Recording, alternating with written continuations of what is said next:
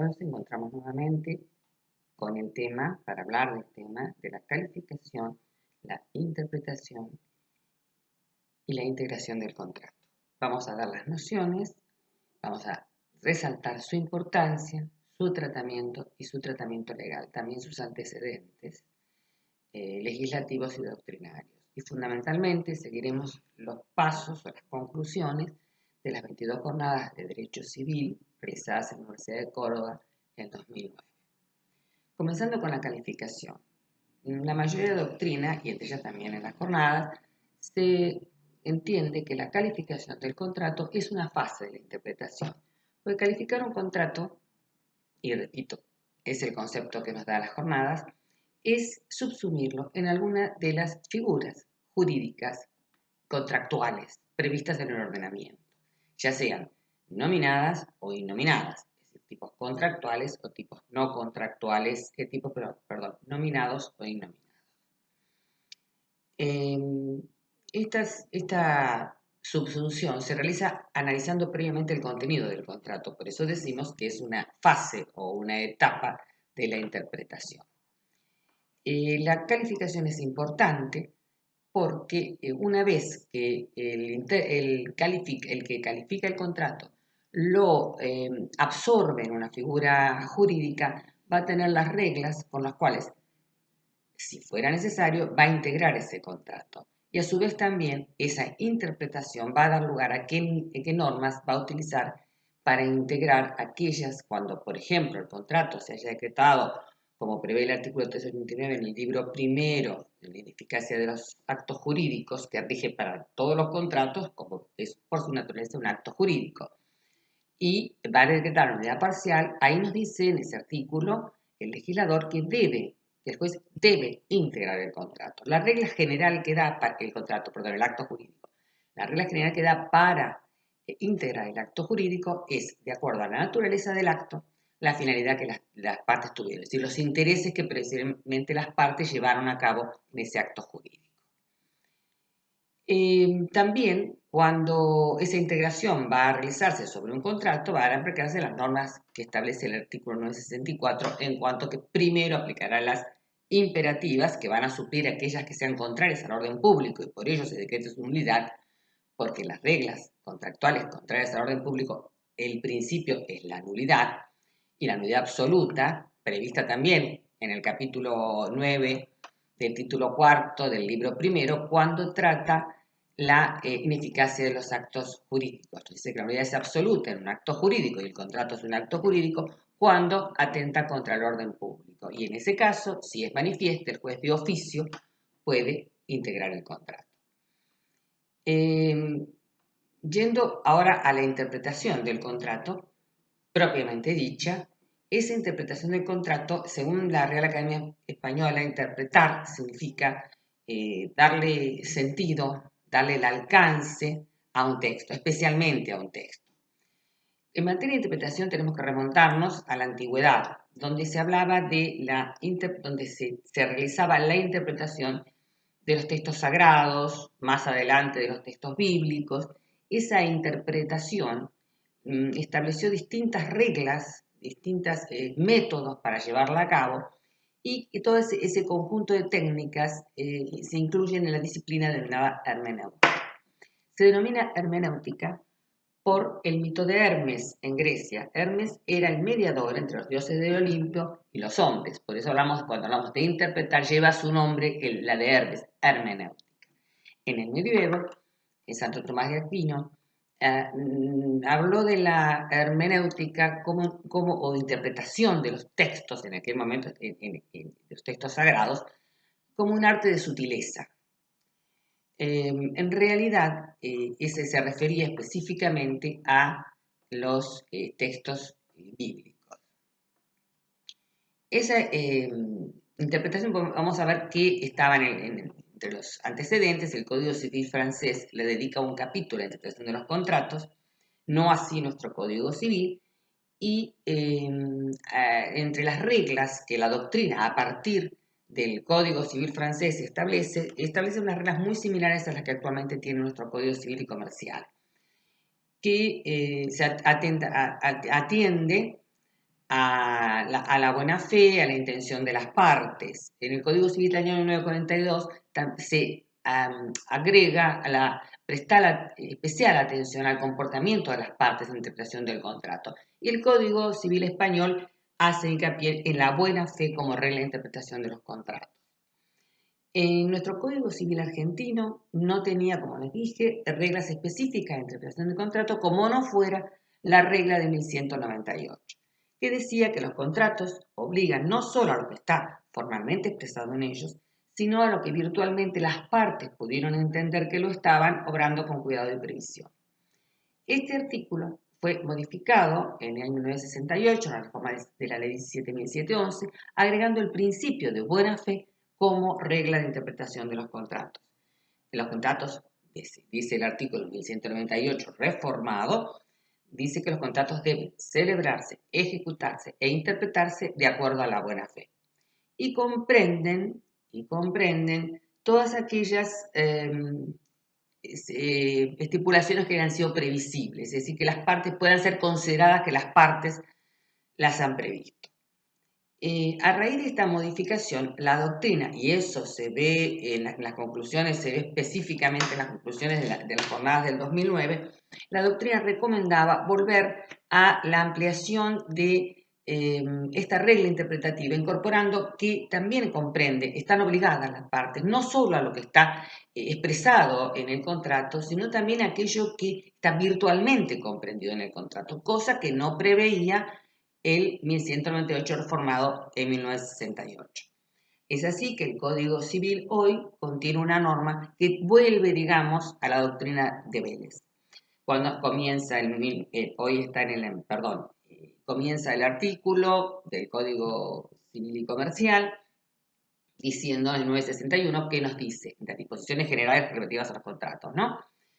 Que nos dice que los contratos deben celebrarse, interpretarse y ejecutarse de buena fe, pero también que comprenden las consecuencias de las que hablaba Vélez, las consecuencias que las partes habrían entendido que están comprendidas obrando con cuidado y previsión.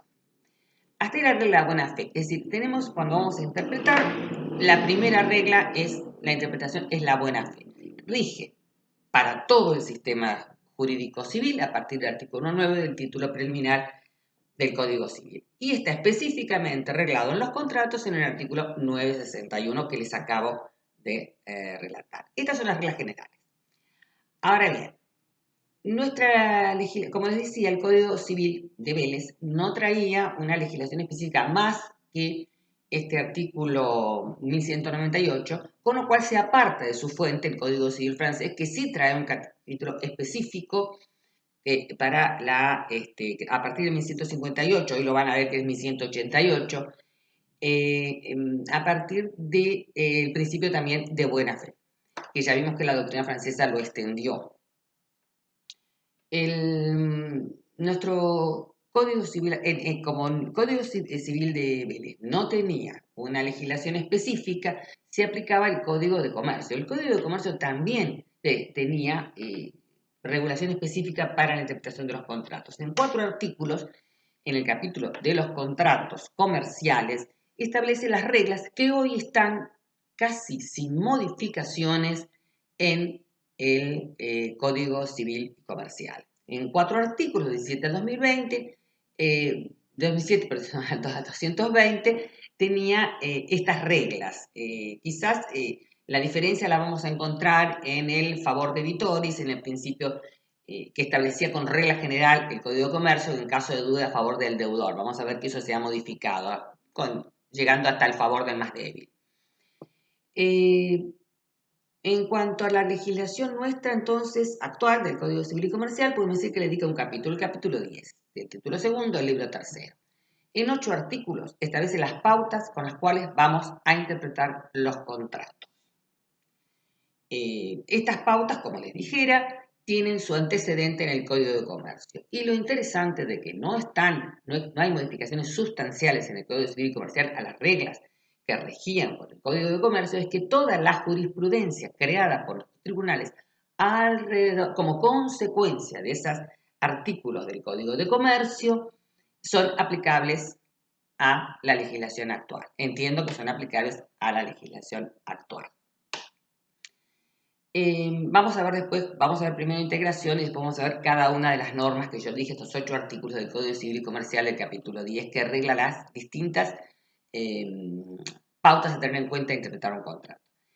¿Qué significa que integrar un contrato? Integrar un contrato lo va a hacer primero la autoridad que juzgue, el juez va a ser el intérprete, digamos el integrador por excelencia del contrato, o el árbitro, en caso que las partes dejen la solución de los conflictos a árbitros o amigables componedores.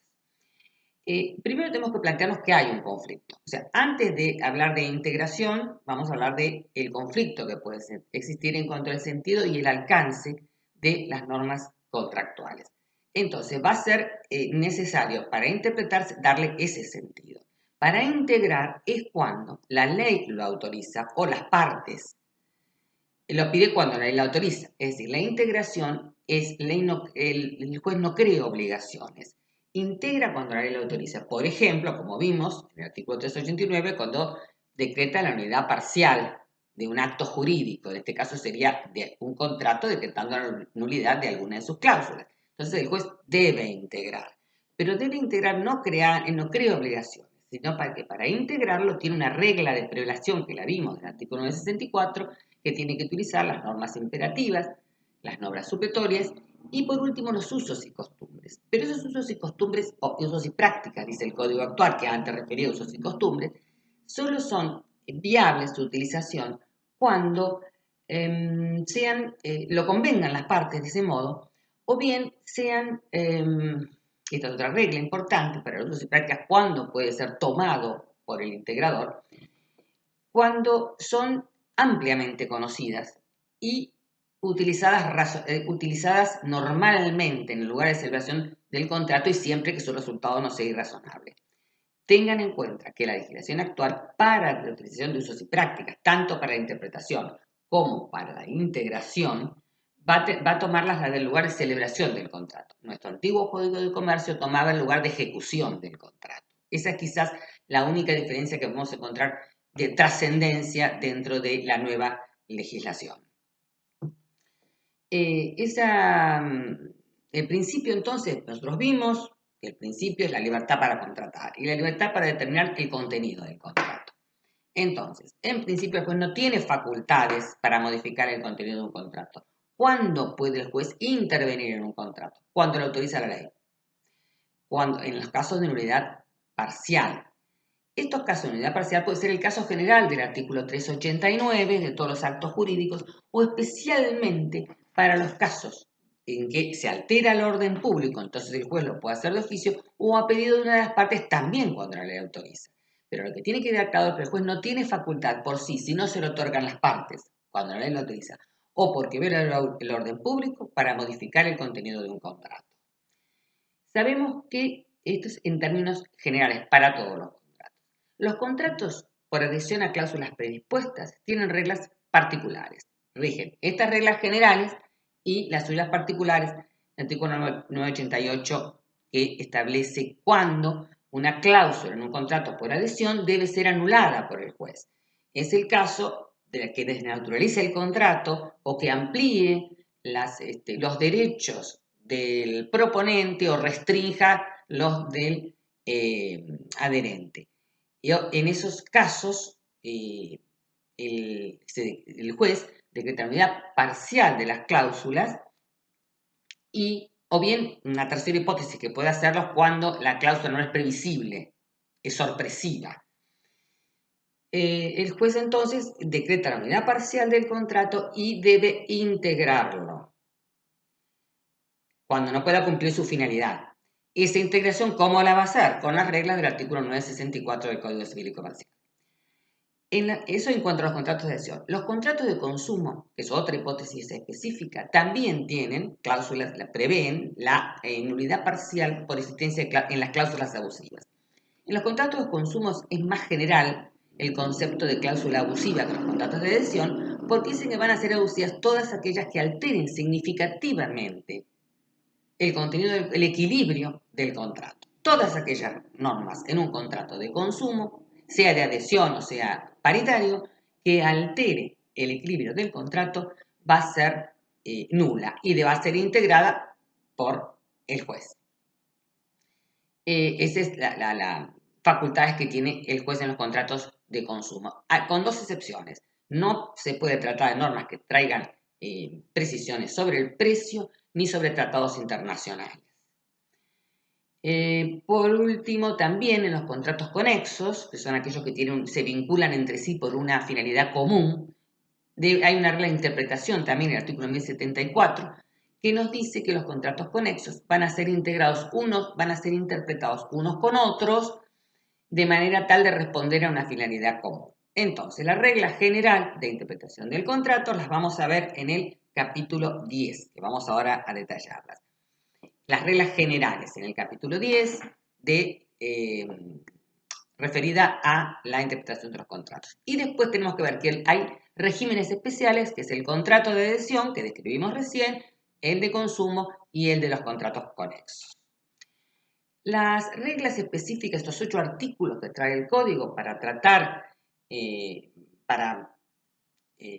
darnos las técnicas, o sea, las reglas para interpretar un contrato, la primera de ellas de 1061 nos dice que debe interpretarse de acuerdo a la buena fe y a la voluntad, intención común de las partes. Esta intención común de las partes ya nos viene del Código Civil francés y de la doctrina, específicamente de Bruyère, se extienden en que debe indagarse la intención común de las partes. Luego también nos habla de la interpretación restrictiva, es decir, cuando las partes hacen sus contratos, su interpretación debe ser de acuerdo exactamente a lo que las partes, o sea, en forma restrictiva, no extensiva. En cuanto al significado de las palabras, el tercer artículo nos habla que el significado de las palabras es el significado de uso corriente, salvo que las partes le hubieran dado un significado especial. Y aquí, para interpretar el significado de las partes, este artículo 1064 nos remite a la nulidad parcial de los actos jurídicos. Cuando nos dice que debe integrarse, decretar la nulidad parcial de un acto jurídico de acuerdo a la naturaleza del contrato y a los intereses que las partes tuvieron para contratar. Luego nos habla también de la otra regla que impone es la interpretación contextual. Significa que el contrato se interpretan las normas de un contrato las unas con las otras, como un conjunto. Si hay reglas, además, si hay reglas que hacen unas a favor de la subsistencia al principio de conservación del contrato o en contra de la conservación del contrato, van a primar aquellas que defiendan la conservación del contrato. Por esa regla de principio de conservación también contenía este capítulo 10. La fuente que tiene para interpretar el jugador es, por un lado, la conducta de las partes. Las conductas de las partes durante la celebración, y esto también yo lo había remarcado de la doctrina francesa, las tratativas preliminares, en general la conducta precontractual y postcontractual de los contratantes, van a ser fuente de interpretación. Innovador es el último artículo, el 1068, que se refiere a cuando se trata de palabras oscuras, entendemos oscuras o ambiguas. Acá sí es interesante la innovación porque distingue entre los contratos gratuitos y los contratos onerosos. Los contratos gratuitos van a ser interpretados a favor del obligado, mientras que los onerosos a favor del equilibrio del contrato. Con esto concluimos las reglas de interpretación de los contratos. Les voy a dejar abierto el foro con una consigna y les pido que atiendan a la respuesta. Muchísimas gracias.